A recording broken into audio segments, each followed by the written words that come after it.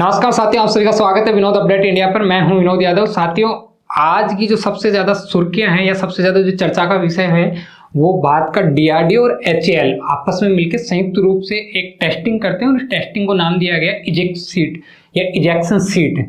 अब आप सोच रहे होंगे कि ये इजेक्शन सीट होता क्या है, तो हम लोग आपको बता दें, जब कोई फाइटर जेट जब आसमान में उड़ रहा है और उस टाइम में पायलट को ये एहसास हो जाए कि ये फाइटर जेट क्रैश होने वाला है, उस स्थिति में वो अपने आप को सुरक्षित बचाने के लिए वो एग्जिट करता है और बाहर निकलता है। जब वो बाहर निकलता है तो साथियों, जो सीट बाहर आती है उसी को बोला जाता है इजेक्शन सीट। आपको ये अभी डीआरडीओ ने और एचएएल ने आपस में मिलकर किया और ये 800 किलोमीटर पर आवर की स्पीड पे किया गया। ये अपने आप में बहुत हाईएस्ट स्पीड है या हाईएस्ट टेस्टिंग है। और साथियों, इसी के साथ में भारत ने नया कीर्तिमान या नया इतिहास रचा है और ये जो भारत का विजन है आत्मनिर्भर भारत, उसमें नया अध्याय जुड़ने जा रहे हैं। आपको हम लोग इसकी जो आप कुछ अखबारों की हेडलाइन है जो आपके साथ हम लोग साझा कर रहे हैं, और इसके अलावा ये वो वीडियो है जो अभी टेस्टिंग की गई है।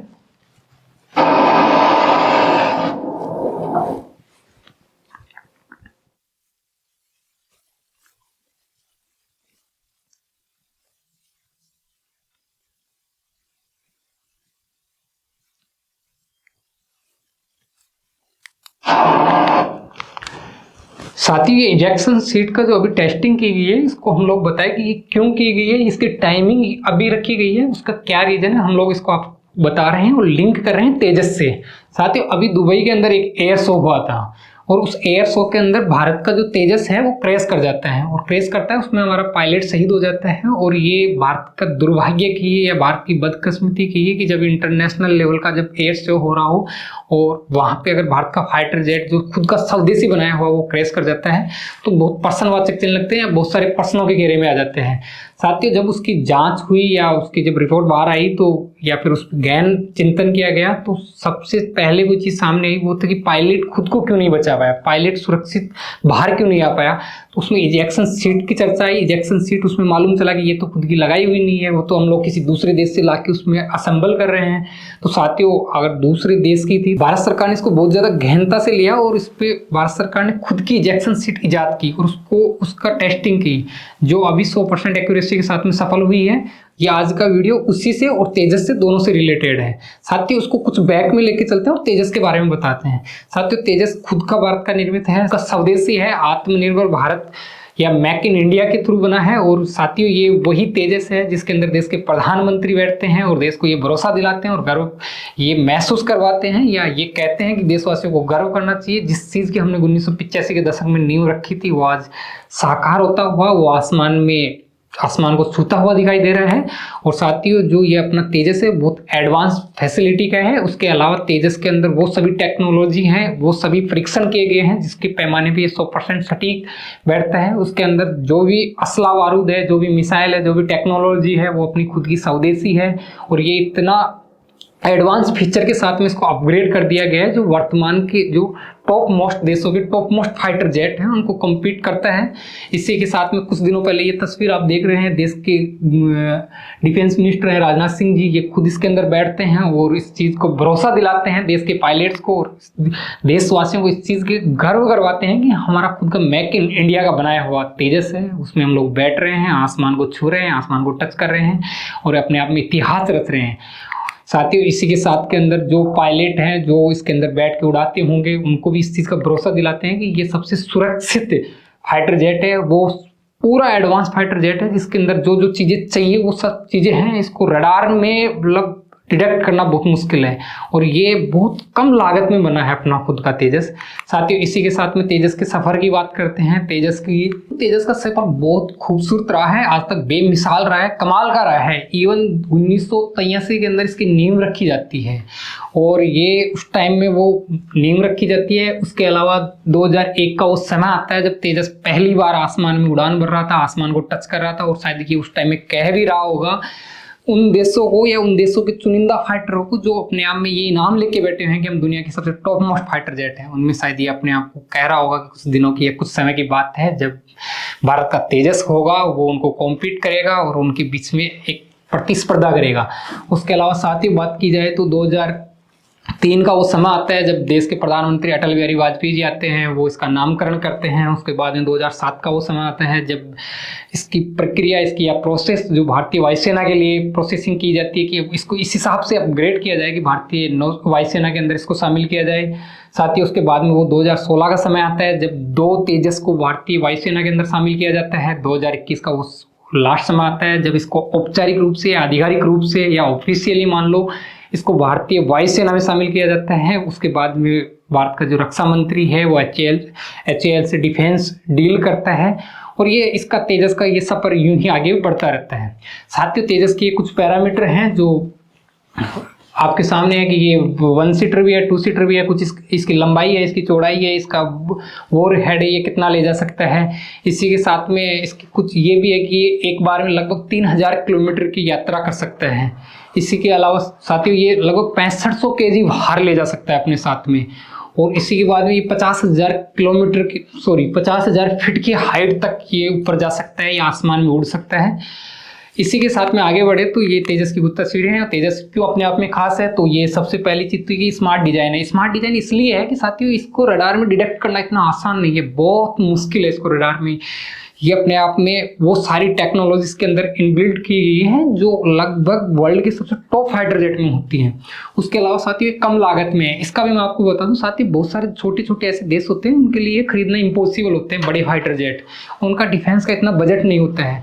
तो वो क्या करते हैं, उनके लिए एक ऐसा फाइटर जेट बनाना जरूरी है या उनके लिए एक ऐसा फाइटर जेट होना जरूरी है कि उनके अंदर वो सारी खूबियां हो जो किसी एक वर्ल्ड के 5 जनरेशन या टॉपेस्ट फाइटर जेट होता है उसमें जो भी खूबियां होती हैं वो इसके अंदर भी हो। तो ये सारी खूबियां इस अपने तेजस के अंदर हैं और ये उन देशों के लिए बना है जो लगभग उनका डिफेंस बजट बहुत कम हो और उनको एक कम बजट के अंदर एक अच्छा या दुनिया का सबसे टॉप मोस्ट फाइटर जेटों में आता है वो फाइटर जेट उनको मिले। उसके अलावा इसको ऑपरेट करना बहुत आसान है, इसको बहुत अपग्रेड कर दिया गया है। ये अपने आप में इतना माहिर है, इसको दुश्मन डिटेक्ट नहीं कर पाता है। ये ग्राउंड टू एयर और एयर टू एयर मिसाइल दागने में बहुत ज़्यादा सक्षम है, वर्तमान की टेक्नोलॉजी से लैस है। इसी के साथ में इसकी भविष्य की योजना साथियों ये है कि भारत सरकार लगभग 90 से 100 के बीच में ये फाइटर जेट खरीद रही है HAL से, ये रक्षा डील की है रक्षा। इसी के साथ में ये बात की जाएगी कि कब तक ये HAL भारत की जो डिफेंस मिनिस्ट्री है या फिर भारत की जो वायुसेना है उसको कब तक सौंप देगी। तो लगभग इसका विजन रखा गया 2027-2028 तक इसका टारगेट रखा गया, इसको पूरा करना है। इसी के अलावा अगर साथियों बात की जाए तो सिंगल सीटर इसके अंदर कितने रखे गए हैं, तो वो लगभग 60 से लेकर 70 के बीच में ऐसे एयरक्राफ्ट रखे गए जो सिंगल सीटर होंगे और लगभग 30 से लेकर 40 के बीच में ऐसे हैं जो लगभग डबल सीटर रहेंगे और सिंगल सीटर वालों में कुछ प्रशिक्षण के लिए भी रखे गए हैं। इसी के साथ में साथियों बहुत सारे देश ऐसे हैं जो अपने इस फाइटर जेट में दिलचस्पी दिखा रहे हैं। दिलचस्पी का मतलब है कि उनकी रुचि दिखा रहे हैं कि हमें एक ऐसा कम पैसे के अंदर इतना बढ़िया और सबसे टॉप का फाइटर जेट चाहिए और वो उसका बजट कम हो। और वो क्या है, बहुत सारे छोटे देश हैं उनको फाइटर जेट की जरूरत है पर उनका बजट इतना नहीं होता कि ये बड़ा खरीद पाए, तो उनके लिए उनमें सबसे पहले मलेशिया आते हैं।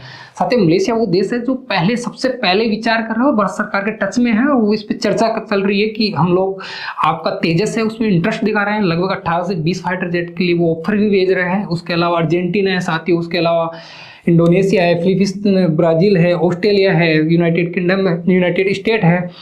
साथियों आपको बता दें कि भारत सरकार ने अभी तक ऑफिशियली नहीं कहा कि हम लोग इस देश को बेच रहे हैं, पर ये कुछ अखबारों की रिपोर्ट है, कुछ अखबारों की कटिंग है, उनके अंदर ये बातें निकल के आ रही हैं। साथियों अब जो आज इजेक्शन सीट जिसका इजाद किया गया या इतिहास रचा गया, जिसका टेस्टिंग सफल की गई, उसका इस तेजस से क्या लिंक है, तो आपको मैं थोड़ा सा शॉर्ट में बताता हूँ। तेजस में अभी जो पायलट अपना शहीद हुआ है वो इजेक्शन सीट की वजह से हुआ था और उस टाइम इजेक्शन सीट ओपन नहीं हो पाई थी या वो एग्जिट नहीं कर पाया था फाइटर जेट में से पायलट। तो उस टाइम में वो इजेक्शन सीट पर्सनवाचक लगी थी और वो अपनी नहीं थी, वो यूनाइटेड किंगडम मतलब यूके की हम लोगों ने परचेजिंग कर रखी थी, वो हमारी स्वदेशी नहीं थी। और जबकि पूरा फाइटर जेट अपना खुद का स्वदेशी है इंजन और इजेक्शन सीट को छोड़ करके, तो भारत सरकार ने इसको बहुत गहनता से चर्चा की, उस पर गहनता से लिया इसको। और क्योंकि जब इंटरनेशनल मंच पे भारत की इतनी बड़ी फचेती हुई, इतनी बड़ी बेइज्जती हुई, बहुत सारे वेस्टर्न मीडिया ने मजाक उड़ाया, ये चीज़ें सब सामने आई, तो भारत सरकार ने इसको बहुत गहनता से बहुत सीरियस लिया। तो इजेक्शन सीट खुद का इजाद किया है हम लोगों ने। साथियों इसी के साथ में कुछ वेस्टर्न की मीडिया थी, उन लोगों ने भी भारत का बहुत ज़्यादा मजाक उड़ाया। और इस घटना का जब भारतीय वायुसेना ने ऑफिशियली अनाउंस किया कि भाई हमारा एक पायलट, हमारा एक प्लेन शहीद हो चुके हैं, क्रैश हो चुके हैं। जब ये घटना हुई दुबई के अंदर तो वेस्टर्न की मीडिया तो उन्होंने अच्छा खासा मजाक उड़ाया, अच्छी खासी बात का वहाँ पे एक नैरेटिव माहौल गढ़ने की कोशिश की कि जिससे बात नकारात्मक रूप से या नेगेटिव रूप से वहाँ पे दर्शाया जा सके। साथियों ये अभी जो DRDO ने ये टेस्टिंग की है उसकी ये कुछ अखबार की कटिंग है आपके सामने है। और उसके अलावा साथियों ये जो टेस्टिंग हुई 800 किलोमीटर पर आवर की स्पीड पे है, जो वर्ल्ड के अंदर टॉप मोस्ट हाई स्पीड में ये टेस्टिंग मानी जाती है। और ये टेस्टिंग 100% एक्यूरेसी के साथ में सफल होती है। ये सफल होने के साथ में ही साथियों इसको बताऊँ आपको, भारत उन चुनिंदा देशों में शामिल हो गया है जिसके लगभग हम लोग वर्ल्ड के अंदर 4 या 5 देश उस क्लब में शामिल हैं।